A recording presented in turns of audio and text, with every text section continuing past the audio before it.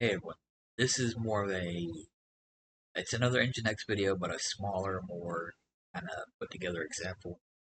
Again, I suggest do not put this out to the internet unless you know exactly what you're doing. I'll reiterate that probably in a few more videos still. It's not like back in the day where you can post your own site, be okay for the most part. Now we got a bunch of scrapers, bots, people just want to get a network just cause. Please, if you do put this out there, use a proxy, like a Cloudflare or something. Do not just expose your actual network straight to the internet.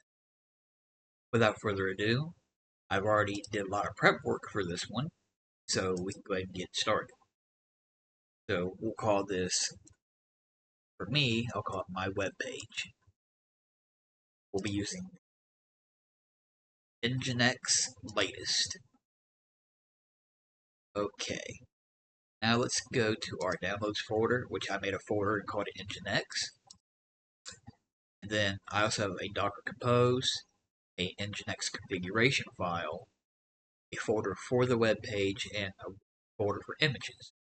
If I go to web page, you can see I have an index.html, and you can, but don't have to, a 404 HTML.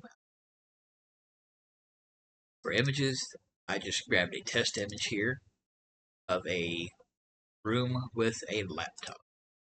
Okay, so for the Docker Compose file, I'm not going to use Docker Compose, but this is if you used a Docker Compose. So we'll look at this. We'll have services. We'll have nginx. Again, we'll use nginx latest. Container name, nginx container. You can name it what you want, but keeping a tidy naming scheme is recommended. And volumes, where you're having your web page folder, and then user share nginx HTML, where you're posting your images if you're using images for your site, and then user share nginx images, and then the configuration folder if it's in the root of that folder. If it's not in the root of that folder, then you'll have to do the whole path. Like uh, me, it's home, username, wherever, folder name, folder name. Okay, port 8080 for the inside, and then I'm going to use 8085 for outside and have a restart as unless stopped. So with that explained, let's go ahead and start setting it up through actually Portainer. We'll map an additional port. We'll set up our 8080 and our 8085. Here, we're going to go to volumes. We're going to need 3 binds, 1, 2, and 3. Let's make sure we set these to bind. Back, and we're going to grab our container side first. I'll paste that in real quick, and then we will move along.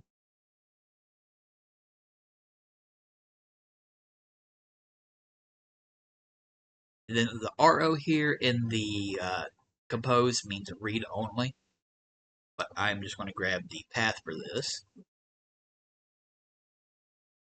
Okay, and then we need to put in our actual directories, which is on the left side of our colon.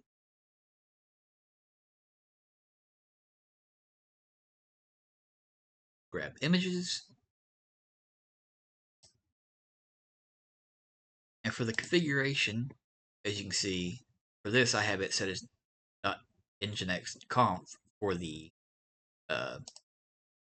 compose file, but I'm going to do nginx slash nginx dot conf for the config file.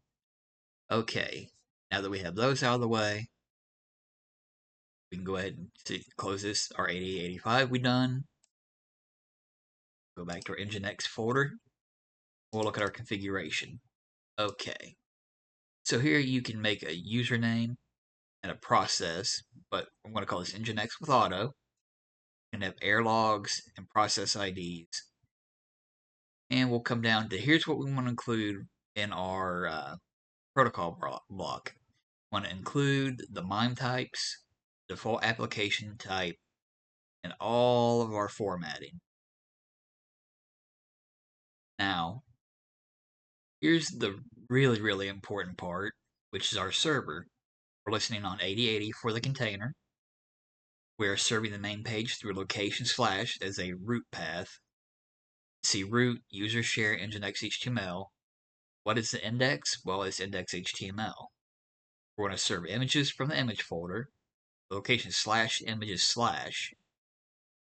And the root, again, this is the container side, is user share nginx. That means inside the nginx folder, there is a folder called images. And then a Air 404 page. Location sends you to the 404 HTML page, and the root user share nginx HTML, which is in the base web page folder. Okay, close this, and we're going to go ahead and deploy our container.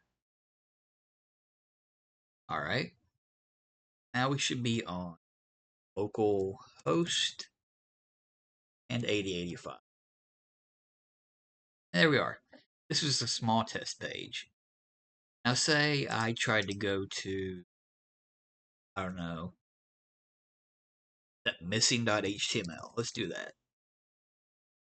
Takes us to the 404 page.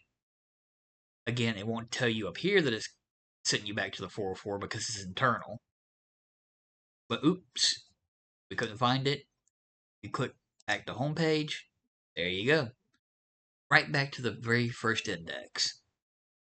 Now, just to show you this isn't like a super in-depth page, this is just a real quick example of something you really could do with nginx. We'll do view source, basic, HTML without the head, title, body, a center, and H3, excuse me, an image source, center, a body, which was not closed, it looks like. That's not good. Then closing HTML. Now we'll do the 404 page again.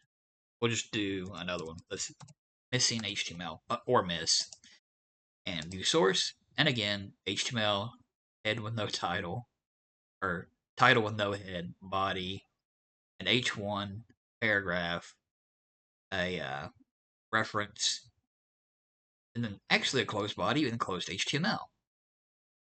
So this is just a very small example. I know I've done nginx or just showed you nginx sake, but you can basically run your own local or again safely website, but also you probably have to check with your ISP if they allow, especially if your traffic becomes consistent or uh, like the load on your bandwidth because you'd be serving in and out from your own uh, allotment. So you got to keep an eye on that as well. Not only safety, your bandwidth, and your ISPs, if you can do that or not. So with that being said, tried to make this a quick video. Tried to make it pretty straight to the point.